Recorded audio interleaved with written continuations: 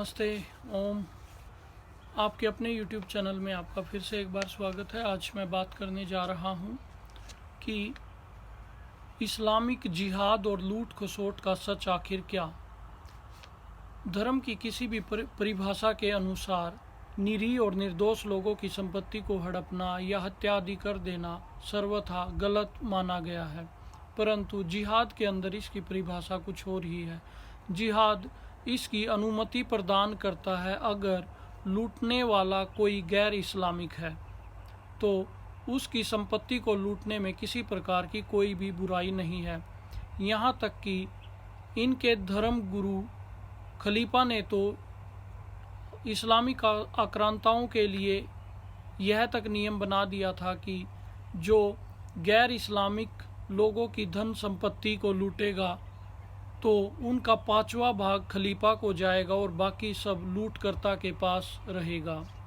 और इसी प्रकार की सोच ने भारत के ऊपर आक्रमण करने के लिए दूसरी विदेशी या इस्लामिक आक्रांताओं को प्रेरित किया, और इसके कुछ और भी अन्य कारण रहे हैं। जैसे जो नियम इन लोगों ने बनाया था, इसके कारण वो लोग धन और संपत्ति के लालच में भी इस प्रकार करने के लिए तैयार थे। और धर्म के नाम पर जो अत्याचार किए जाते थे, वे अत्याचार मानते हुए भी उन अत्याचारों को या उनकी आत्मा उन अत्याचारों को पाप की श्रेणी में नहीं गिनती थी। वे तो एक पवित्र कार्य के लिए अर्थात जिहाद के लिए किया गया एक कार्य है, जिससे वो अल्लाह की नज़र में एक सच्चे और पवित्र बंदे बन जाते थे। और स्त्री और गुलाम प्राप्त करने के बाद वे वासना और वैभव की ज़िंदगी भी आराम से जी सकते थे। दूसरों की संपत्ति को हड़पना अनैतिक कार्य होते हुए भी वे इसके ऊपर धर्म की मोहर लगाकर इसको नैतिक कार्य सिद्ध कर देते थे। मोहम्मद बिन कासिम से लेकर नादिर शाह और अब्दाली तक इसी सोच के कारण भारत पर आक्रमण करने के लिए प्रेरित होते रहे, और इन लोगों ने भारत पर आक्रमण किए भी। लाखों हिंदुओं को इन्होंने धर्मांतरित करके और उनकी स्त्रियों और पुरुषों को गुलाम बनाया। और जिहाद के अंदर अन्य कोई ऐसा काम नहीं है जो इससे पवित्र माना जाए।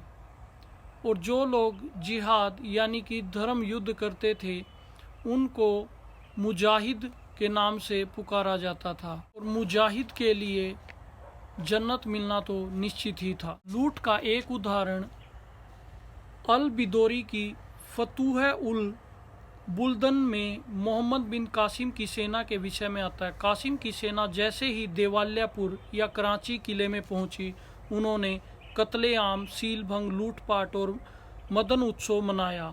यह सब 3 दिन तक चलता रहा। सारा किला एक जेल खाना बन गया और शरण में आए सभी काफिर सैनिकों का कत्ल और अंग भंग कर दिया गया। सभी काफिर महिलाओं को गिरफ्तार कर लिया गया और मुस्लिम या जिहादी लोगों के बीच में बांट दिया गया, और 30,000 के करीब स्त्रियों को बगदादी भेजा गया। भारत के अंदर इस प्रकार का नंगा नाच वर्षों से चलता रहा और अत्याचार को अत्याचार नहीं माना गया। अतः लूट खसोट के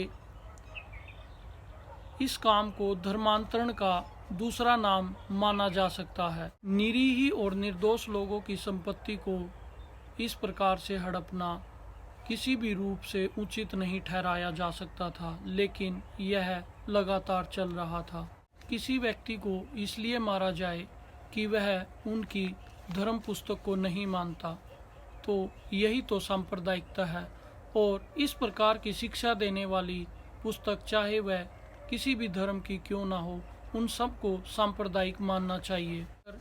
इस सांप्रदायिकता का विरोध इस्लामिक लोग पूरे ज़ोर शोर से करें तो हम मान सकते हैं कि ये लोग अपनी निम्नतम संकीर्ण सोच से ऊपर उठकर सोचना प्रारंभ कर दिया है। आज की वीडियो में इतना ही। आप मेरी वीडियो को लाइक और डिसलाइक कर सकते हैं। चैनल को सब्सक्राइब करना ना भूलें। मैं अपनी अगली वीडियो में फिर मिलूँगा। नमस्ते। ओम।